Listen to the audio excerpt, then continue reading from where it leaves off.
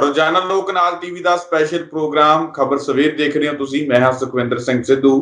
Programme ਦੇ ਵਿੱਚ ਗੱਲਬਾਤ ਕਰਾਂਗੇ ਅੱਜ ਦੀਆਂ ਕੁਝ ਅਹਿਮ ਖਬਰਾਂ ਤੇ। ਗੱਲਬਾਤ ਕਰਾਂਗੇ ਨਵਜੋਤ ਸਿੰਘ ਸਿੱਧੂ ਤੇ ਕੈਪਟਨ ਅਮਰਿੰਦਰ ਸਿੰਘ ਦੇ ਵਿਚਕਾਰ ਜਿਹੜੀ ਖਾਨਾ ਜੰਗੀ ਚੱਲ ਰਹੀ ਹੈ। ਨਵਜੋਤ ਸਿੰਘ ਸਿੱਧੂ ਦਾ ਜਿਹੜਾ ਧੜਾ ਕਾਫੀ ਲੰਬਾ ਹੁੰਦਾ ਜਾ ਰਿਹਾ, ਕਾਫਲਾ ਕਾਫੀ ਲੰਬਾ ਹੁੰਦਾ ਜਾ ਰਿਹਾ ਤੇ ਕੈਪਟਨ ਅਮਰਿੰਦਰ ਸਿੰਘ ਦੀ ਵਿਰੋਧਤਾ ਜਿਹੜੀ ਪਾਰਟੀ ਦੇ ਅੰਦਰ ਵੱਡੇ ਪੱਧਰ ਤੇ ਵਧਣੀ ਸ਼ੁਰੂ ਹੋਈ ਹੈ। ਤਾਂ ਉੱਥੇ ਹੀ ਹੁਣ ਕੈਪਟਨ ਅਮਰਿੰਦਰ ਸਿੰਘ ਨੇ ਆਪਣੇ ਧੜੇ ਦੇ ਜਿਹੜੇ ਵਿਧਾਇਕ ਜਾਂ ਮੰਤਰੀ ਨੇ ਉਹਨਾਂ ਨੂੰ ਕੀ ਨਿਰਦੇਸ਼ ਜਾਰੀ ਕੀਤੇ ਨੇ, ਇਹ ਤੁਹਾਨੂੰ ਦੱਸਾਂਗੇ। ਕੀ ਹੁਣ ਇਸ ਦਾ ਸਿੱਟਾ ਨਿਕਲ ਸਕਦਾ ਹੈ, ਕੀ ਨਿਰਦੇਸ਼ ਜਾਰੀ ਕੀਤੇ ਗਏ ਨੇ, ਇਹ ਵੀ ਦੱਸਾਂਗੇ। ਤਾਂ ਉੱਥੇ ਕੇਂਦਰੀ ਲੀਡਰਸ਼ਿਪ ਯਾਨੀ ਰਾਹੁਲ ਗਾਂਧੀ, ਸੋਨੀਆ ਗਾਂਧੀ ਤੇ ਪ੍ਰਿਯੰਕਾ ਗਾਂਧੀ ਦਾ ਕੀ ਰਵੱਈਆ ਸਾਹਮਣੇ ਆਇਆ, ਇਹ ਵੀ ਤੁਹਾਨੂੰ ਦੱਸਾਂਗੇ।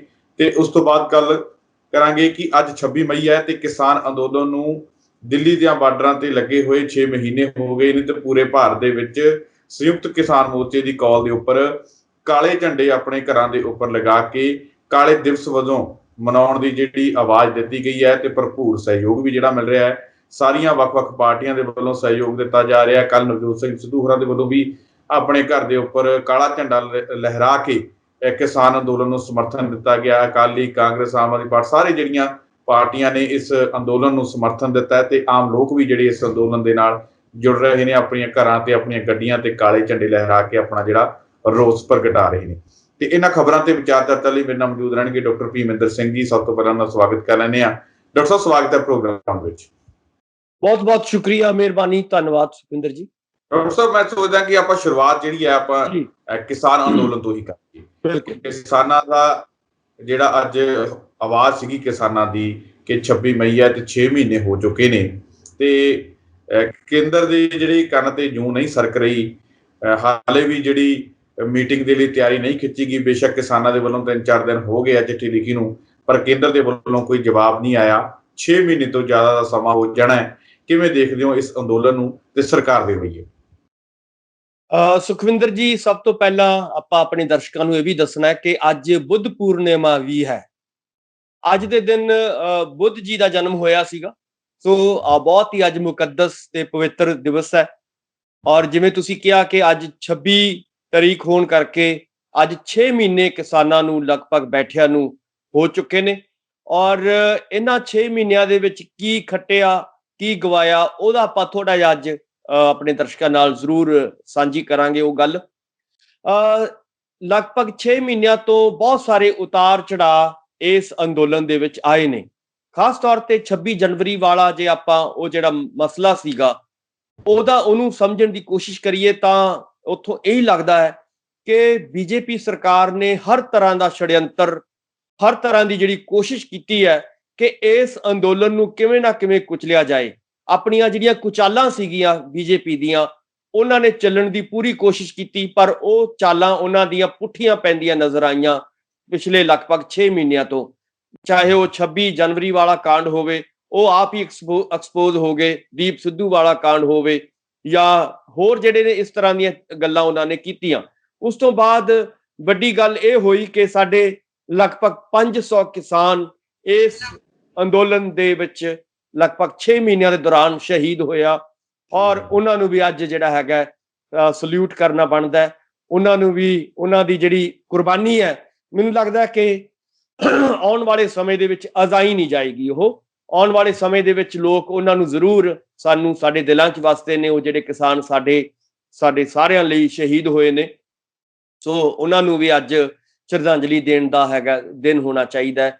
ਇਸ ਤੋਂ ਇਲਾਵਾ ਤੁਸੀਂ ਦੇਖੋਗੇ ਕਿ ਬਹੁਤ ਸਾਰਾ ਜਦੋਂ ਅਸੀਂ ਮੌਸਮ ਦਾ ਤਕਾਜ਼ਾ ਦੇਖਦੇ ਹਾਂ, ਬਹੁਤ ਠੰਡ ਵੀ ਪਈ, ਮੀਂਹ ਵੀ ਆਏ, ਝੱਖੜ ਵੀ ਝੁੱਲੇ, ਗਰਮੀ ਵੀ ਪਈ। ਹਰ ਤਰ੍ਹਾਂ ਦਾ ਮੌਸਮ ਇਹਨਾਂ 6 ਮਹੀਨਿਆਂ ਦੇ ਵਿੱਚ ਕਿਸਾਨਾਂ ਨੇ ਦੇਖਿਆ, ਚਾਹੇ ਉਹ ਬਰਸਾਤ ਦਾ ਹੋਵੇ, ਚਾਹੇ ਵੱਡੇ ਵੱਡੇ ਤੂਫਾਨ ਵੀ ਆਏ, ਔਰ ਅੱਗਾਂ ਵੀ ਲੱਗੀਆਂ, ਸਿਲੰਡਰ ਵੀ ਫਟੇ, ਹੋਰ ਬਹੁਤ ਸਾਰੀਆਂ ਘਟਨਾਵਾਂ ਜਿਹੜੀਆਂ ਨੇ ਇਸ ਦੌਰਾਨ 6 ਮਹੀਨਿਆਂ ਦੇ ਦੌਰਾਨ ਹੋਈਆਂ। ਪਰ ਵੱਡੀ ਗੱਲ ਸਮਝਣ ਵਾਲੀ ਇਹ ਹੈ ਸੁਖਵਿੰਦਰ ਜੀ, ਸਾਡੇ ਦਰਸ਼ਕਾਂ ਲਈ, ਕਿ ਹੁਣ ਇਹ ਸੰਘਰਸ਼ ਇਸ ਵੇਲੇ ਲੋਕਾਂ ਦਾ ਸੰਘਰਸ਼ ਬਣ ਚੁੱਕਿਆ। ਹੁਣ ਇਹ ਸੰਘਰਸ਼ ਜਿਹੜਾ ਹੈਗਾ ਆਉਣ ਵਾਲੇ ਦਿਨਾਂ ਦੇ ਵਿੱਚ ਇਹ ਹੁਣ ਇਕੱਲੇ ਕਿਸਾਨਾਂ ਦਾ ਨਾ ਰਹਿ ਕੇ ਇਹ ਹੁਣ ਲੋਕ ਸੰਘਰਸ਼ ਦੇ ਅਗਲਾ ਪੜਾਅ ਹੈ ਉੱਥੇ ਤੱਕ ਪਹੁੰਚ ਚੁੱਕਿਆ ਹੈ।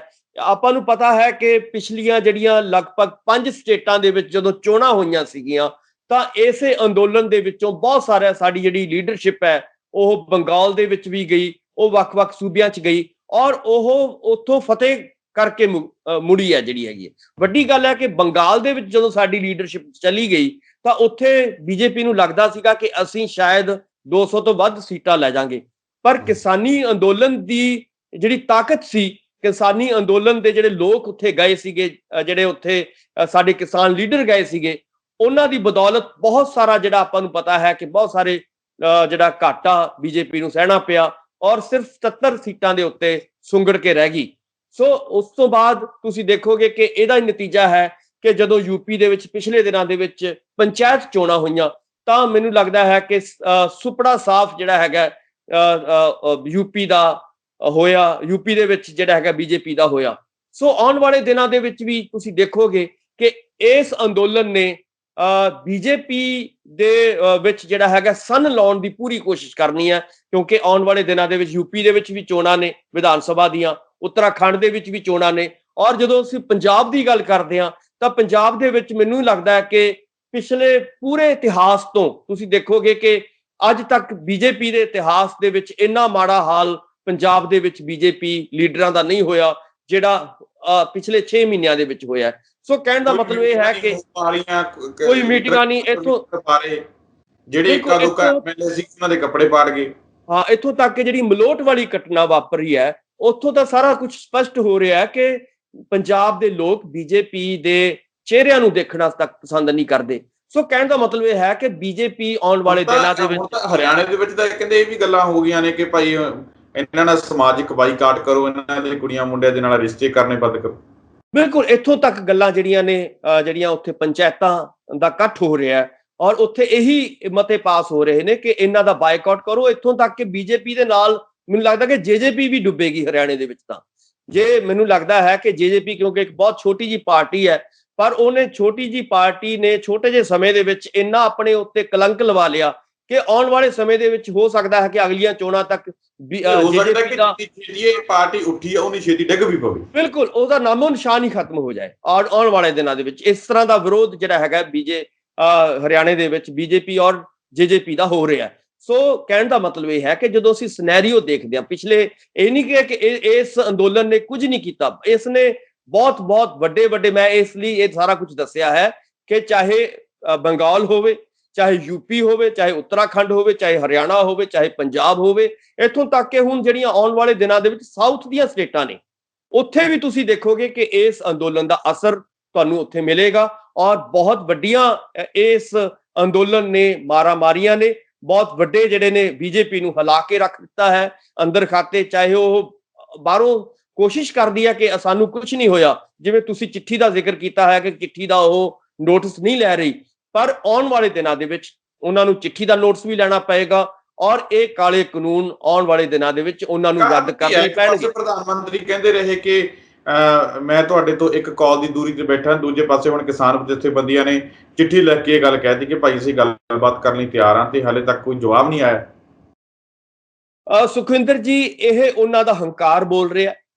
ਜਦੋਂ ਇੱਕ ਪਾਸੇ ਕਹਿੰਦੇ ਨੇ ਕਿ ਅਸੀਂ ਤਾਂ ਬਿਲਕੁਲ ਜਦੋਂ ਤੁਸੀਂ ਫੋਨ ਕਰੋਗੇ ਅਸੀਂ ਗੱਲਬਾਤ ਲਈ ਤਿਆਰ ਹੋ ਜਾਾਂਗੇ, ਇਹ ਉਹਨੂੰ ਮੈਨੂੰ ਲੱਗਦਾ ਹੈ ਕਿ ਉਹਨਾਂ ਦਾ ਜਿਹੜਾ ਹੰਕਾਰੀ ਜਿਹੜਾ ਹੈਗਾ ਚਿਹਰਾ ਹੈ ਬੀਜੇਪੀ ਦਾ ਉਹ ਸਾਹਮਣੇ ਆ ਰਿਹਾ। ਇਸੇ ਹੰਕਾਰੀ ਚਿਹਰੇ ਨੇ ਬੰਗਾਲ ਦੇ ਵਿੱਚ ਉਹਨਾਂ ਨੂੰ ਹਾਰ ਦਵਾਈ ਹੈ, ਬਾਕੀ ਸਟੇਟਾਂ ਦੇ ਵਿੱਚ ਹਾਰ ਦਵਾਈ ਹੈ ਔਰ ਆਉਣ ਵਾਲਾ ਜਿਹੜਾ ਸਮਾਂ ਹੈ ਉੱਥੇ ਜਿਹੜਾ ਹੈਗਾ ਇਹ ਚੀਜ਼ ਜਦੋਂ ਲਾਗੂ ਹੋਏਗੀ ਤਾਂ ਇਹੀ ਰਿਜ਼ਲਟ ਤੁਸੀਂ ਦੇਖੋਗੇ ਕਿ ਜਿਹੜੇ ਹੁਣ ਤੱਕ ਬੰਗਾਲ ਔਰ ਯੂਪੀ ਦੇ ਵਿੱਚ ਆਏ ਨੇ, ਇਹੀ ਰਿਜ਼ਲਟ ਆਉਣ ਵਾਲੀਆਂ ਜਿਹੜੀਆਂ ਚੋਣਾਂ ਹੋਣਗੀਆਂ ਉਹਦੇ ਵਿੱਚ ਆਉਣਗੇ ਜੇ ਇਦਾਂ ਦਾ ਰਵੱਈਆ ਰੱਖਣਗੇ।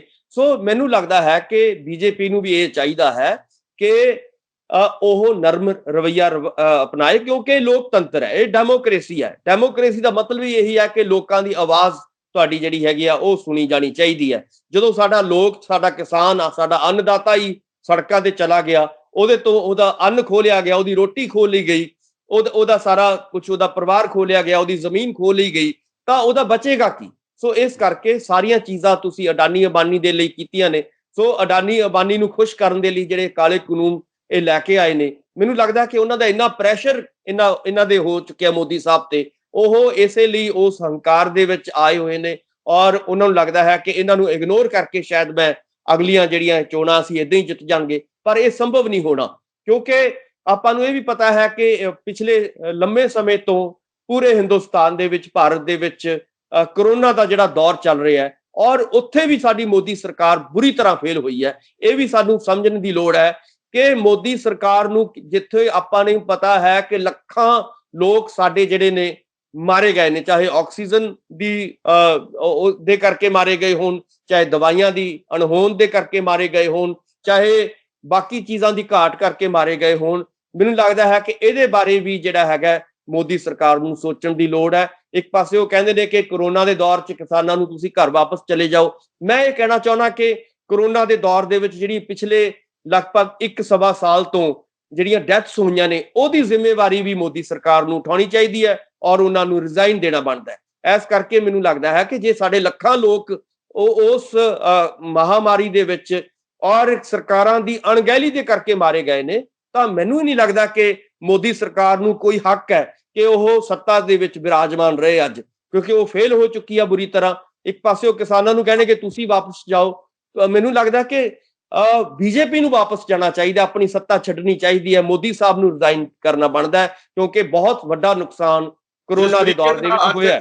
ਜਿਸ ਤਰੀਕੇ ਦੇ ਨਾਲ ਅੱਜ ਕਾਲਾ ਦਿਵਸ ਮਨਾਉਣ ਦੀ ਕਾਲ ਸੀ, ਬੜੇ ਵੱਡੇ ਪੱਧਰ ਤੇ ਕਿਸਾਨਾਂ ਨੂੰ ਹੁੰਗਾਰਾ ਮਿਲ ਰਿਹਾ ਹੈ, ਲੋਕ ਛੱਤਾਂ ਦੇ ਉੱਪਰ ਕਾਲੇ ਝੰਡੇ ਲਗਾ ਰਹੇ ਨੇ। ਕੀ ਲੱਗਦਾ ਕਿ ਸ਼ਰਮ ਮਹਿਸੂਸ ਹੋਵੇਗੀ ਇਸ ਨੂੰ ਮੋਦੀ ਸਰਕਾਰ ਨੂੰ, ਕਿ ਕਹਿੰਦੇ ਨੇ ਕਿ ਇਹ ਤਾਂ ਜੀ ਇੱਕਾ ਦੁੱਕਾ ਨੇ, ਕੁਝ ਇੱਕ ਲੋਕ ਨੇ ਜਿਹੜੇ ਗੁੰਮਰਾਹ ਹੋਏ ਆ। ਗੁੰਮਰਾਹ ਲੋਕਾਂ ਨੂੰ 1-2 ਦਿਨ ਕੀਤਾ ਜਾ ਸਕਦਾ, ਵੱਧ ਤੋਂ ਵੱਧ ਹਫ਼ਤਾ 10 ਦਿਨ ਕੀਤਾ ਜਾ ਸਕਦਾ, 6 ਮਹੀਨੇ ਲੋਕਾਂ ਨੂੰ ਗੁੰਮਰਾਹ ਨਹੀਂ ਕੀਤਾ ਜਾ ਸਕਦਾ।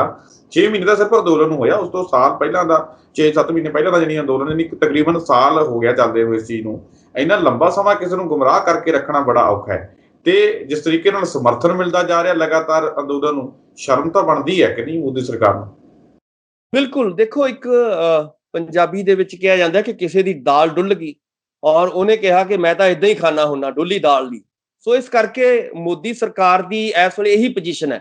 ਉਹਨਾਂ ਨੂੰ ਲੱਗਦਾ ਕਿ ਸਾਡੇ ਹੱਥੋਂ ਸਾਰੀਆਂ ਚੀਜ਼ਾਂ ਖਿਸਕ ਰਹੀਆਂ ਨੇ, ਪਰ ਇਦਾਂ ਦੀ ਉਹਨਾਂ ਦੀ ਢੀਠਤਾਈ ਹੈ। ਉਹਨਾਂ ਨੂੰ ਲੱਗਦਾ ਹੈ ਕਿ ਸ਼ਾਇਦ ਅਸੀਂ ਇਸੇ ਤਰ੍ਹਾਂ ਕਿਸਾਨਾਂ ਨੂੰ ਗੁੰਮਰਾਹ ਕਰਕੇ, ਇਸੇ ਤਰ੍ਹਾਂ ਕਿਸਾਨਾਂ ਨੂੰ ਲਟਕਾ ਕੇ, ਇਸੇ ਤਰ੍ਹਾਂ ਕਿਸਾਨਾਂ ਨੂੰ ਖੱਜਲ ਖੁਆਰ ਕਰਕੇ ਅਸੀਂ ਜਿਹੜਾ ਹੈਗਾ ਆਉਣ ਵਾਲੇ ਦਿਨਾਂ ਦੇ ਵਿੱਚ ਇਹਨਾਂ ਨੂੰ ਇੱਥੋਂ ਏਦਾਂ ਭੇਜ ਦਾਂਗੇ।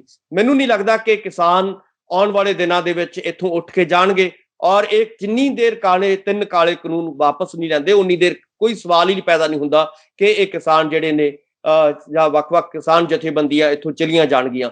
ਸੋ ਮੋਦੀ ਸਰਕਾਰ ਨੂੰ ਇਸ ਸੰਵੇਦਨਸ਼ੀਲਤਾ ਨੂੰ ਸਮਝਣਾ ਚਾਹੀਦਾ ਹੈ। ਔਰ ਲੋਕ ਇਸ ਵੇਲੇ ਇਹ ਹੋ ਰਿਹਾ ਸੁਖਵਿੰਦਰ ਜੀ ਕਿ ਕਿਸਾਨਾਂ ਦੇ ਨਾਲ ਲਗਾਤਾਰ ਆ ਰਹੇ ਨੇ। ਪਹਿਲਾਂ ਪੰਜਾਬ ਸੀਗਾ, ਫਿਰ ਹਰਿਆਣਾ ਆਇਆ, ਫਿਰ ਯੂਪੀ ਆਇਆ, ਫਿਰ ਉੱਤਰਾਖੰਡ ਆਇਆ, ਫਿਰ ਬੰਗਾਲ ਆਇਆ। ਹੌਲੀ-ਹੌਲੀ ਜਿਹੜੀਆਂ ਹੁਣ ਇਹ ਜਿਹੜਾ ਮੋਰਚਾ ਹੈ, ਇਹ ਜਿਹੜਾ ਸੰਘਰਸ਼ ਹੈ, ਇਹ ਸਾਡੇ ਦੱਖਣ ਦੇ ਵਿੱਚ ਵੀ ਜਾਣ ਨੂੰ ਤਿਆਰ ਬੈਠਾ ਹੈ। ਔਰ ਇਸ ਕਰਕੇ ਆਉਣ ਵਾਲੇ ਦਿਨਾਂ ਦੇ ਵਿੱਚ ਇਹ ਜਿਹੜਾ ਹੈਗਾ ਪੂਰੇ ਭਾਰਤ ਦੇ ਵਿੱਚ ਫੈਲੇਗਾ ਔਰ ਬਹੁਤ ਸਾਰੇ ਜਿਹੜੇ ਸਾਡੇ ਕਿਸਾਨ, ਹੋਰ ਲੋਕ ਜਿਹੜੇ ਨੇ, ਚਾਹੇ ਉਹ ਆੜ੍ਹਤੀਏ ਨੇ, ਉਹ ਬਾਕੀ ਜਿਹੜੇ ਵੱਖ-ਵੱਖ ਵਰਗਾਂ ਦੇ ਲੋਕ ਨੇ, ਉਹ ਵੀ ਇਸ ਮੋਰਚੇ ਦੇ ਨਾਲ ਲੱਗਣਗੇ। ਕਿਉਂਕਿ ਇਸ ਵੇਲੇ ਮੋਦੀ ਸਰਕਾਰ ਦੇ ਬਾਰੇ ਜਿਹੜਾ ਜੇ ਆਪਾਂ ਇਹਨੂੰ ਐਨਾਲਿਸਿਸ ਕਰੀਏ ਤਾਂ ਲੋਕਾਂ ਦੇ ਵਿੱਚ ਬਹੁਤ ਵੱਡੀ ਫਰਸਟ੍ਰੇਸ਼ਨ ਜਿਹੜੀ ਹੈਗੀ ਹੈ ਮੋਦੀ ਸਰਕਾਰ ਦੇ ਖਿਲਾਫ ਹੋ ਰਹੀ ਹੈ। ਸਿਰਫ ਮੈਂ ਕਿਸਾਨਾਂ ਦੀ ਗੱਲ ਨਹੀਂ ਕਰ ਰਿਹਾ, ਬਾਕੀ ਵੀ ਤੁਸੀਂ ਦੇਖੋਗੇ, ਚਾਹੇ ਜਿਹੜਾ ਉਹਨਾਂ ਨੇ ਕਿਹਾ ਸੀਗਾ ਕਿ 15-15 ਲੱਖ 2 ਕਰੋੜ ਨੌਕਰੀ, ਜਾਂ ਹੋਰ ਜਿਹੜਾ ਹੈਗਾ ਸਭ ਕਾ ਸਾਥ ਸਭ ਕਾ ਵਿਕਾਸ ਕਰੂੰਗਾ। ਸੋ ਉਹ ਸਾਰੀਆਂ ਚੀਜ਼ਾਂ ਜਿਹੜੀਆਂ ਨੇ ਉਹ ਪਿੱਟ ਰਹੀਆਂ ਨੇ। ਉਹ ਮੈਨੂੰ ਲੱਗਦਾ ਹੈ ਕਿ ਉਹ ਜੁਮਲੇਬਾਜ਼ੀ ਦੀ ਜਿਹੜਾ ਰਹਿ ਗਈਆਂ ਨੇ, ਜੁਮਲੇਬਾਜ਼ੀ ਤੱਕ ਸੀਮਤ ਹੋ ਕੇ ਰਹਿ ਗਈਆਂ ਨੇ। ਸੋ ਇਸ ਕਰਕੇ ਇਸ ਕਮਜ਼ੋਰੀ ਨੂੰ ਆਪਣੀ ਨੂੰ ਮੋਦੀ ਸਰਕਾਰ ਨੂੰ ਸਮਝਣਾ ਚਾਹੀਦਾ ਹੈ ਔਰ ਕਿਸਾਨਾਂ ਦੀ ਗੱਲ, ਕਿਸਾਨਾਂ ਨੇ ਜੋ ਉਹਨਾਂ ਨੂੰ ਲੈਟਰ ਲਿਖਿਆ, ਜੋ ਚਿੱਠੀ ਲਿਖੀ ਹੈ, ਉਹਦਾ ਜਵਾਬ ਦੇਣਾ ਬਣਦਾ ਹੈ। ਕਿਉਂਕਿ ਅਖੀਰ ਨੂੰ ਇਹ ਸੰਵਾਦ ਦੇ ਰਾਹੀਂ ਗੱਲ ਹੱਲ ਹੋਣੀ ਹੈ। ਇਹ ਨਹੀਂ ਕਿ ਗੱਲ ਕੱਲਾ ਏਦਾਂ ਜਿਹੜਾ ਇਗਨੋਰ ਕਰਕੇ ਹੱਲ ਹੋਏਗੀ। ਅਖੀਰ ਨੂੰ ਉਹਨਾਂ ਨੂੰ ਟੇਬਲ ਤੇ ਬੈਠਣਾ ਪੈਣਾ ਹੈ ਔਰ ਇਹਨਾਂ ਮਸਲਿਆਂ ਦਾ ਹੱਲ ਕਰਨਾ ਪੈਣਾ ਹੈ। ਕਾਲੇ ਕਾਨੂੰਨ ਵਾਪਸ ਕਰਨੇ ਪੈਣਗੇ ਔਰ ਨਵਾਂ MSP ਵਾਲਾ ਜਿਹੜਾ ਕਾਨੂੰਨ ਕਹਿ ਰਹੇ ਨੇ ਕਿਸਾਨ ਜਥੇਬੰਦੀਆਂ, ਉਹ ਵੀ ਜਿਹੜਾ ਉਹਨਾਂ ਨੂੰ ਲਾਗੂ ਕਰਨਾ ਪਏਗਾ। ਸੋ ਮੈਨੂੰ ਨਹੀਂ ਲੱਗਦਾ ਕਿ ਆਉਣ ਵਾਲੇ ਦਿਨਾਂ ਦੇ ਵਿੱਚ ਉਹ ਇਹਨੂੰ ਬਹੁਤਾ ਇਗਨੋਰ ਕਰ ਪਾਉਣਗੇ। ਹਾਂ, ਕੁਝ ਸਮੇਂ ਲਈ ਕਰ ਸਕਦੇ ਨੇ, ਪਰ ਇਹਨੂੰ ਲੰਬਾ ਸਮਾਂ ਜਿਹੜਾ ਹੈਗਾ ਇਗਨੋਰ ਨਹੀਂ ਕੀਤਾ ਜਾ ਸਕਦਾ। ਇਹ ਇੱਕ ਲੋਕ ਸੰਘਰਸ਼ ਹੈ, ਇਕੱਲਾ ਹੁਣ ਕਿਸਾਨੀ ਦਾ ਸੰਘਰਸ਼ ਨਹੀਂ ਰਿਹਾ। ਇਸ ਕਰਕੇ ਜਿੰਨਾ ਇਹਨੂੰ ਲੰਬਾ ਕਰਨਗੇ, ਉਨਾ ਹੀ ਨੁਕਸਾਨ BJP ਦਾ ਹੋਏਗਾ, ਕਿਸਾਨਾਂ ਦਾ ਸਗੋਂ ਫਾਇਦਾ ਹੋਏਗਾ। ਕਿਸਾਨਾਂ ਦੇ ਨਾਲ ਤਾਂ ਹੁਣ ਲੋਕ ਜਿਹੜੇ ਨੇ ਉਹ ਜੁੜ ਰਹੇ ਨੇ ਔਰ ਜੁੜਨਗੇ ਆਉਣ ਵਾਲੇ ਸਮੇਂ ਦੇ, ਕਿਉਂਕਿ ਉਹਦੇ ਵਿੱਚ ਜੈਨੂਅਨ ਮੰਗਾਂ ਨੇ। ਕਿਸਾਨਾਂ ਦੀ ਹੋਂਦ ਔਰ ਹੋਣੀ ਦਾ ਸਵਾਲ ਹੈ ਇਹ ਆਮ ਲੋਕ, ਕਿਉਂਕਿ ਕਿਸਾਨ ਕਿਸੇ ਵੀ ਸਮਾਜ ਦਾ ਜਾਂ ਭਾਰਤੀ ਸਮਾਜ ਦੀ ਰੀੜ੍ਹ ਦੀ ਹੱਡੀ ਹੈ। ਜੇ ਤੁਹਾਡੀ ਰੀੜ੍ਹ ਦੀ ਹੱਡੀ ਖਤਮ ਹੋ ਜਾਏਗੀ ਤਾਂ ਤੁਹਾਡਾ ਬਚੇਗਾ ਕੀ ਤੁਹਾਡੇ ਸਮਾਜ ਦਾ? ਸੋ ਉਹਦੇ ਦੁਆਲੇ ਸਾਰਾ ਸਮਾਜ ਘੁੰਮਦਾ ਹੈ। ਸੋ ਇਸ ਕਰਕੇ ਜੇ ਉਸ ਸਮਾਜ ਦਾ ਧੁਰੇ ਨੂੰ ਤੁਸੀਂ ਖਤਮ ਕਰਨ ਦੀ ਕੋਸ਼ਿਸ਼ ਕਰ ਰਹੇ ਹੋ ਤਾਂ ਮੈਨੂੰ ਨਹੀਂ ਲੱਗਦਾ ਕਿ ਭਾਰਤੀ ਸਮਾਜ ਜਿਹੜਾ ਹੈਗਾ ਉਹ ਆਉਣ ਵਾਲੇ ਦਿਨਾਂ ਦੇ ਵਿੱਚ ਕੋਈ ਤਰੱਕੀ, ਜਿਹੜੇ ਵਿਕਾਸ ਦੀ ਗੱਲ ਕਰ ਰਹੇ ਨੇ ਮੋਦੀ ਸਾਹਿਬ, ਉਹ ਵਿਕਾਸ ਨਹੀਂ ਕਰ ਪਾਏਗਾ। ਮੋਦੀ ਸਾਹਿਬ ਨੇ ਤਾਂ ਇਹ ਕਿਹਾ ਸੀਗਾ ਕਿ 22 ਦੇ ਵਿੱਚ ਮੈਂ ਕਿਸਾਨਾਂ ਦੀ ਆਮਦਨ ਦੁੱਗਣੀ ਕਰੂੰਗਾ, ਪਰ ਹੋਇਆ ਕੀ? ਉਹਨੂੰ ਮੈਨੂੰ ਲੱਗਦਾ ਕਿ ਅੱਧੀ ਵੀ ਨਹੀਂ ਰਹੀ, ਔਰ ਉਹਨਾਂ ਦੀ ਆਮਦਨ ਖੋਣੀ ਚਾਹੁੰਦੇ ਨੇ। ਉਹਨਾਂ ਦੀ ਆਮਦਨ ਨੂੰ ਉਹ ਕਾਰਪੋਰੇਟ ਘਰਾਣਿਆਂ ਦੀ ਆਮਦਨ ਬਣਾਉਣਾ ਚਾਹੁੰਦੇ ਨੇ, ਉਹਨਾਂ ਦੇ ਖਾਤਿਆਂ 'ਚ ਉਹ ਸਾਰੀਆਂ ਚੀਜ਼ਾਂ ਪਾਉਣੀਆਂ ਚਾਹੁੰਦੇ ਨੇ, ਜ਼ਮੀਨ ਉਹ ਜਿਹੜੇ ਨੇ ਹੜਪਣਾ ਚਾਹੁੰਦੇ ਨੇ ਕਾਰਪੋਰੇਟ ਘਰਾਣੇ। ਸੋ ਇਸ ਕਰਕੇ ਮੈਨੂੰ ਲੱਗਦਾ ਹੈ ਕਿ ਇਸ ਵੇਲੇ ਲੋੜ ਹੈ ਕਿ ਮੋਦੀ ਸਰਕਾਰ ਨੂੰ ਕਿ ਕਿਸਾਨਾਂ ਦੀ ਸੰਵੇਦਨਸ਼ੀਲਤਾ ਨੂੰ ਸਮਝੇ, ਕਿਸਾਨਾਂ ਦੀ ਇਸ ਮੁੱਖ ਮੰਗ ਨੂੰ ਮੰਨੇ ਔਰ ਆਉਣ ਵਾਲੇ ਦਿਨਾਂ ਦੇ ਵਿੱਚ ਉਹਨਾਂ ਨੂੰ ਸੱਦਾ ਦੇਵੇ। ਜਿਹੜੀ ਗੱਲ ਉਹਨਾਂ ਨੇ ਕਹੀ ਸੀ ਸ਼ੁਰੂ ਦੇ ਵਿੱਚ ਜਦੋਂ ਇਹ 11ਵੀਂ ਗੱਲਬਾਤ ਚੱਲ ਰਹੀ ਸੀ ਕਿ ਮੈਂ ਇੱਕ ਫੋਨ ਕਾਲ ਦੀ ਦੂਰੀ ਤੇ ਹਾਂ, ਅੱਜ ਮੈਨੂੰ ਲੱਗਦਾ ਕਿ ਉਸ ਫੋਨ ਕਾਲ ਦੀ ਦੂਰੀ ਦਾ ਜਿਹੜਾ ਹੈਗਾ ਉਸ ਵਕਤ ਆ ਗਿਆ ਕਿ ਅੱਜ ਟੇਬਲ ਤੇ ਬੈਠ ਕੇ ਕਿਸਾਨ ਜਥੇਬੰਦੀਆਂ ਦੇ ਨਾਲ ਗੱਲਬਾਤ ਹੋਵੇ ਔਰ ਇਹਨਾਂ ਦੇ ਮਸਲੇ ਹੱਲ ਹੋਣ। ਸੁਖਵਿੰਦਰ ਜੀ, ਹੁਣ ਗੱਲ ਕਾਂਗਰਸ ਦੀ ਕਰੀਏ, ਪੰਜਾਬ ਦੀ ਸਿਆਸਤ ਦੀ ਕਰੀਏ, ਤਾਂ ਜਿੱਥੇ ਨਵਜੋਤ ਸਿੰਘ ਸਿੱਧੂ, ਪ੍ਰਤਾਪ ਸਿੰਘ ਬਾਜਵਾ ਤੇ ਹੋਰ ਵੀ ਜਿਹੜੇ ਮੰਤਰੀ ਤੇ ਵਿਧਾਇਕ ਨੇ ਕਹਿੰਦੇ ਕਿ ਮੀਟਿੰਗਾਂ ਕਰ ਰਹੇ ਨੇ ਕੈਪਟਨ ਅਮਰਿੰਦਰ ਸਿੰਘ ਦੇ ਖਿਲਾਫ, ਤਾਂ ਉਧਰ ਹੀ ਕਹਿੰਦੇ ਕੈਪਟਨ ਅਮਰਿੰਦਰ ਸਿੰਘ ਦੇ ਵੱਲੋਂ ਆਪਣੇ ਸਮਰਥਕਾਂ ਨੂੰ, ਆਪਣੇ ਵਿਧਾਇਕਾਂ ਨੂੰ, ਆਪਣੇ ਮੰਤਰੀਆਂ ਨੂੰ ਇਹ ਗੱਲ ਕਹੀ ਗਈ ਹੈ ਕਿ ਭਾਈ ਤੁਸੀਂ ਚੁੱਪ ਵੱਟਣੀ ਹੈ। ਹੋਰ ਕੀ ਕੁਝ ਕਹਿੰਦੇ ਨੇ ਕੈਪਟਨ ਅਮਰਿੰਦਰ ਸਿੰਘ ਤੇ ਚੁੱਪ ਵੱਟਣ ਦਾ ਕੀ ਕਾਰਨ ਹੈ ਕੈਪਟਨ ਅਮਰਿੰਦਰ ਸਿੰਘ ਦੀ? ਇਸ ਬਾਰੇ ਆਪਾਂ ਗੱਲਬਾਤ ਕਰੀਏ। ਸੁਖਵਿੰਦਰ ਜੀ, ਆਪਾਂ ਪਹਿਲਾਂ ਵੀ ਗੱਲ ਕੀਤੀ ਹੈ ਕਿ ਜਿੰਨੀ ਦੇਰ ਹਾਈ ਕਮਾਂਡ ਜਿਹੜੀ ਕਾਂਗਰਸ ਦੀ ਹੈ ਦਿੱਲੀ 'ਚ ਬੈਠੀ ਹੈ, ਜਿਹਦੇ ਵਿੱਚ ਰਾਹੁਲ ਜੀ ਸ਼ਾਮਲ ਨੇ, ਪ੍ਰਿੰਕਾ ਜੀ ਸ਼ਾਮਲ ਨੇ, ਸੋਨੀਆ ਜੀ ਸ਼ਾਮਲ ਨੇ ਜਾਂ ਹੋਰ ਵੱਡੇ ਲੀਡਰ ਕਾਂਗਰਸ ਦੇ ਸ਼ਾਮਲ ਨੇ, ਜੇ ਉਹ ਜਲਦੀ ਤੋਂ ਜਲਦੀ ਫੈਸਲਾ ਪੰਜਾਬ ਬਾਰੇ ਨਹੀਂ ਕਰਨਗੇ ਤਾਂ ਇਹ ਹੌਲੀ ਹੌਲੀ ਜਿਹੜਾ ਖਲਾਰਾ ਇੰਨਾ ਵੱਜੇਗਾ, ਬਾਅਦ ਦੇ ਵਿੱਚ ਉਹਨਾਂ ਨੂੰ ਸਮੇਟਣਾ ਔਖਾ ਹੋ ਜਾਏਗਾ। ਇਹ ਆਪਾਂ ਪਹਿਲਾਂ ਵੀ ਗੱਲ ਕਰਦੇ ਰਹੇ ਹਾਂ। ਹੁਣ ਮੈਨੂੰ ਲੱਗਦਾ ਕਿ ਉਹ ਜਿਹੜੀ ਇਸ ਵੇਲੇ ਕਾਂਗਰਸ ਦੀ ਹਾਈ ਕਮਾਂਡ ਹੈ ਉਹ ਕੋਈ ਫੈਸਲਾ ਨਹੀਂ ਲੈ ਰਹੀ, ਉਹ ਡਿਲੇ ਕਰ ਰਹੀ ਹੈ। ਉਹਦੇ ਕਰਕੇ ਕੀ ਹੋ ਰਿਹਾ ਕਿ ਲਗਾਤਾਰ ਜਿਹੜਾ ਵਿਰੋਧੀ ਧੜਾ ਹੈ, ਜਿਹਦੇ ਵਿੱਚ ਤੁਸੀਂ ਗੱਲ ਕਰ ਰਹੇ ਹੋ, ਚਾਹੇ ਪ੍ਰਤਾਪ ਬਾਜਵਾ ਹੋਣ, ਚਾਹੇ ਰੰਧਾਵਾ ਸਾਹਿਬ ਹੋਣ, ਜਾਂ ਹੋਰ ਜਿਹੜੇ ਨੇ ਦੁੱਲੋ ਸਾਹਿਬ ਹੋਣ, ਜਾਂ ਹੋਰ ਜਿਹੜੇ ਵੱਖਰੇ ਜਿਹੜੇ ਹੁਣ ਤਾਂ ਜਿਹੜੇ ਬਾਕੀ ਵਿਧਾਇਕ ਨੇ ਉਹ ਵੀ ਇਹਨਾਂ ਦੇ ਪਾਲੇ ਦੇ ਵਿੱਚ ਆ ਰਹੇ ਨੇ। ਸੋ ਮੇਰਾ ਕਹਿਣ ਦਾ ਮਤਲਬ ਹੈ ਕਿ ਆਉਣ ਵਾਲੇ ਦਿਨਾਂ ਦੇ ਵਿੱਚ ਬਹੁਤ ਛੇਤੀ ਜਿਹੜਾ ਹੈਗਾ ਇਹਨਾਂ ਨੂੰ ਕਰਨਾ ਚਾਹੀਦਾ, ਕੋਈ ਨਾ ਕੋਈ ਹੱਲ ਕਰਨਾ ਚਾਹੀਦਾ। ਪਰ ਜਿਵੇਂ ਤੁਸੀਂ ਕਹਿ ਰਹੇ ਹੋ ਕਿ ਕੈਪਟਨ ਸਾਹਿਬ ਨੇ ਸਾਰਿਆਂ ਨੂੰ ਇਹ ਵੀ ਹਦਾਇਤ ਦਿੱਤੀ ਹੈ ਕਿ ਵੇਟ ਐਂਡ ਵਾਚ ਕਰੋ, ਕਿ ਤੁਸੀਂ ਵੇਟ ਕਰੋ, ਇੰਤਜ਼ਾਰ ਕਰੋ ਔਰ ਸਾਨੂੰ ਹਾਈ ਕਮਾਂਡ ਤੋਂ ਜਿਹੜਾ ਹੈਗਾ ਇਸ਼ਾਰਾ ਮਿਲਣ ਦਿਓ। ਕਿਤੇ ਨਾ ਕਿਤੇ ਮੈਨੂੰ ਲੱਗਦਾ ਹੈ ਕਿ ਜਿਹੜੀ ਕਿਸੇ ਵੇਲੇ ਖਾਸ ਤੌਰ ਤੇ ਜਿਹੜੀ ਕੈਪਟਨ ਦਾ ਧੜਾ ਹੈ ਉਹ ਹਾਵੀ ਹੋਣ ਦੀ ਕੋਸ਼ਿਸ਼ ਕਰ ਰਿਹਾ ਸੀਗਾ, ਉਹ ਲਗਾਤਾਰ ਇਹ ਕੋਸ਼ਿਸ਼ ਦਿਖਾਉਣ ਦੀ ਕੋਸ਼ਿਸ਼ ਕਰ ਰਿਹਾ ਸੀਗਾ। ਲਗਾਤਾਰ ਉਹਨਾਂ ਦੇ ਬਿਆਨ ਆ ਰਹੇ ਸੀਗੇ ਕਿ ਨਵਜੋਤ ਸਿੰਘ ਸਿੱਧੂ ਤਾਂ ਅਨੁਸ਼ਾਸਨ ਭੰਗ ਕਰ ਰਿਹਾ, ਇਹਦੇ ਉੱਤੇ ਕਾਰਵਾਈ ਹੋਣੀ ਚਾਹੀਦੀ ਹੈ। ਲਗਾਤਾਰ ਤੁਸੀਂ ਵੀ ਦੇਖਿਆ ਹੋਵੇਗਾ ਕਿ ਉਹ ਬਿਆਨ ਆ ਰਹੇ ਸੀਗੇ, ਪਰ ਹੁਣ ਉਹ ਚੁੱਪ ਵੱਟਣ ਦਾ ਮਤਲਬ ਇਹ ਹੈ ਕਿ ਕੈਪਟਨ ਸਾਹਿਬ ਨੂੰ ਇਹ ਪਤਾ ਲੱਗ ਚੁੱਕਿਆ ਹੈ ਕਿ ਨਾ ਤਾਂ ਹਾਈ ਕਮਾਂਡ ਜਿਹੜੀ ਹੈਗੀ ਆ ਉਹਨਾਂ ਦੇ ਹੱਕ ਵਿੱਚ ਹੈ, ਨਾ ਹੀ ਪੰਜਾਬ ਦੇ ਲੋਕ ਹੱਕ ਵਿੱਚ ਨੇ, ਔਰ ਨਾ ਹੀ ਜਿਹੜੀ ਪੰਜਾਬ ਦੀ ਜਿਹੜੀ ਕਾਂਗਰਸ ਹੈ ਉਹਦੇ ਵਿੱਚੋਂ ਬਹੁਤਾ ਸਾਰਾ ਕੁਝ ਠੀਕ ਠਾਕ ਹੈ, ਚੱਲ ਰਿਹਾ ਹੈ। ਸੋ ਇਸ ਕਰਕੇ ਇੱਕ ਇਸ਼ਾਰਾ ਜ਼ਰੂਰ ਕੈਪਟਨ ਸਾਹਿਬ ਦੀ ਕੋਟਰੀ ਨੂੰ ਮਿਲਿਆ ਹੈ ਕਿ ਆਉਣ ਵਾਲਾ ਸਮਾਂ ਸਾਡਾ ਨਹੀਂ ਹੈ, ਹੁਣ ਜਿਹੜੇ ਹੈਗੇ ਆਖਰੀ ਓਵਰ ਉਹ ਖੇਡ ਰਹੇ ਨੇ। ਸੋ ਇਸ ਕਰਕੇ ਉਹਨਾਂ ਨੇ ਚੁੱਪ ਵੱਟਣ 'ਚ ਹੀ ਭਲੀ ਸਮਝੀ ਹੈ। ਉਹਨਾਂ ਨੇ ਕਿਹਾ ਕਿ ਚੁੱਪ ਰਹੋ, ਜੋ ਫੈਸਲਾ ਕੱਲ ਨੂੰ ਆਉਂਦਾ ਹੈ ਜਾਂ ਨਹੀਂ ਆਉਂਦਾ ਉਹ ਵੇਖੀ ਜਾਏਗੀ। ਪਰ ਘੱਟੋ ਘੱਟ ਆਪਣੀ ਕੋਟਰੀ ਨੂੰ ਉਹਨਾਂ ਨੇ ਇਹ ਜ਼ਰੂਰ ਮੈਸੇਜ ਦੇਣ ਦੀ ਕੋਸ਼ਿਸ਼ ਕੀਤੀ ਹੈ ਕਿ ਸਾਨੂੰ ਜ਼ਿਆਦਾ ਖਲਾਰਾ ਨਹੀਂ ਪਾਉਣਾ ਚਾਹੀਦਾ, ਸਾਨੂੰ ਜ਼ਿਆਦਾ ਪ੍ਰੈਸ ਵਿੱਚ ਜਿਹੜਾ ਹੈਗਾ ਆਮ ਲੋਕਾਂ ਦੇ ਵਿੱਚ ਨਹੀਂ ਜਾਣਾ ਚਾਹੀਦਾ ਇੱਦਾਂ ਦੇ ਮਸਲੇ ਲੈ ਕੇ। ਸੋ ਇਸ ਕਰਕੇ ਉਮੀਦ ਕੀਤੀ ਜਾਣੀ ਚਾਹੀਦੀ ਹੈ ਕਿ ਜਿਹੜੀ ਹਾਈ ਕਮਾਂਡ ਹੈ ਕਾਂਗਰਸ ਦੀ, ਇਹ ਆਉਣ ਵਾਲੇ ਦਿਨਾਂ ਦੇ ਵਿੱਚ ਕੋਈ ਨਾ ਕੋਈ ਫੈਸਲਾ ਕਰੇਗੀ। ਔਰ ਜਿੰਨੀ ਜਾ ਰਿਹਾ ਕਿ ਜਿਸ ਤਰੀਕੇ ਦੇ ਨਾਲ ਹੁਣ 27 ਜੂਨ ਨੂੰ ਆਪਣੇ ਹੱਕ ਦੇ ਵਿਧਾਇਕਾਂ ਦੀ ਜਿਹੜੀ ਮੀਟਿੰਗ ਸੱਦੀ ਗਈ ਹੈ ਉਹਦੇ ਵਿੱਚ ਇਹ ਸਾਰੇ ਬਾਗੀ ਧੜੇ ਦੇ ਬਾਰੇ ਕਹਿੰਦੇ ਸੋਚ ਵਿਚਾਰ ਕੀਤੀ ਜਾ ਸਕਦੀ ਹੈ, ਤੇ ਜੂਨ ਦੇ ਹਫ਼ਤੇ ਦੇ ਵਿੱਚ, ਪਹਿਲੇ ਹਫ਼ਤੇ ਦੇ ਵਿੱਚ ਕਹਿੰਦੇ ਪੰਜਾਬ ਦੇ ਅੰਦਰ ਕਰੋੜਾਂ ਦੇ ਕੇਸ ਵੀ ਜਿਹੜੇ ਘਟਣ ਦੀ ਉਮੀਦ ਕੀਤੀ ਜਾ ਰਹੀ ਹੈ। ਤੇ ਅਜਿਹੇ ਦੇ ਵਿੱਚ ਕਹਿੰਦੇ ਕੈਪਟਨ ਅਮਰਿੰਦਰ ਸਿੰਘ ਆਪਣਾ ਸ਼ਕਤੀ ਪ੍ਰਦਰਸ਼ਨ ਕਰ ਸਕਦੇ ਆ, ਯਾਨੀ ਕਿ ਠੀਕ ਹੈ ਕੈਪਟਨ ਅਮਰਿੰਦਰ ਸਿੰਘ ਚੁੱਪ ਵੱਟਣ ਦੀ ਜ਼ਰੂਰ ਜਿਹੜੀ ਇੱਕ ਹਦਾਇਤ ਦੇ ਰਹੇ ਨੇ, ਪਰ ਸਿਆਸੀ ਤੌਰ ਤੇ ਚੁੱਪ ਨੂੰ ਜਿਸ ਤਰੀਕੇ ਨਾਲ ਆਪਾਂ ਖਤਰਨਾਕ ਵੀ ਸਮਝਦੇ ਹਾਂ ਉਹੋ ਜਿਹੀ ਚੁੱਪ ਵੀ ਹੋ ਸਕਦੀ ਹੈ। ਦੇਖੋ, ਮੈਨੂੰ ਇਹ ਲੱਗਦਾ ਹੈ ਕਿ ਇਸ ਵੇਲੇ ਪੰਜਾਬ ਦੇ ਵਿੱਚ ਜਾਂ ਹਿੰਦੁਸਤਾਨ ਦੇ ਵਿੱਚ ਜਿਹੜੀ ਪੋਜੀਸ਼ਨ ਹੈ ਕਾਂਗਰਸ ਦੀ, ਬਹੁਤ ਹੀ ਪੇਤਲੀ ਹੋ ਚੁੱਕੀ ਹੈ।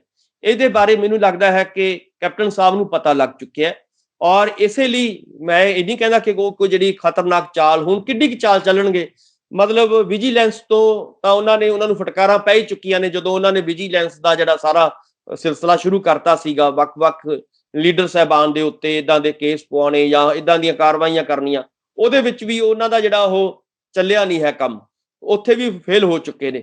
ਸੋ ਹੁਣ ਮੈਨੂੰ ਲੱਗਦਾ ਹੈ ਕਿ ਆਉਣ ਵਾਲੇ ਦਿਨਾਂ ਦੇ ਵਿੱਚ ਉਹਨਾਂ ਨੇ ਪ੍ਰੈਸ 'ਚ ਜਾ ਕੇ ਵੀ ਦੇਖ ਲਿਆ, ਔਰ ਉਹਨਾਂ ਨੇ ਜਿਸ ਕਿਸਮ ਦੇ ਨਾਲ ਨਵਜੋਤ ਸਿੱਧੂ ਹੋਰਾਂ ਨੇ ਉਹਨਾਂ ਦੇ ਗੱਲਾਂ ਦੇ ਜਵਾਬ ਦਿੱਤੇ ਨੇ ਵੱਖ-ਵੱਖ ਟਵੀਟਾਂ ਦੇ ਰਾਹੀਂ ਜਾਂ ਵੱਖ-ਵੱਖ ਪ੍ਰੈਸ ਕਾਨਫਰੰਸਾਂ ਦੇ ਰਾਹੀਂ, ਉਹਦੇ ਤੋਂ ਵੀ ਲੋਕਾਂ ਨੂੰ ਵੀ ਇਹ ਸਪਸ਼ਟ ਗੱਲ ਹੋ ਰਹੀ ਹੈ ਕਿ ਕਿਤੇ ਨਾ ਕਿਤੇ ਕੈਪਟਨ ਸਾਹਿਬ ਝੂਠ ਦਾ ਪਲੰਦਾ ਜਿਹੜਾ ਹੈਗਾ ਉਹ ਕੋਸ਼ਿਸ਼ ਕਰ ਰਹੇ ਨੇ ਫੈਲਾਉਣ ਦੀ।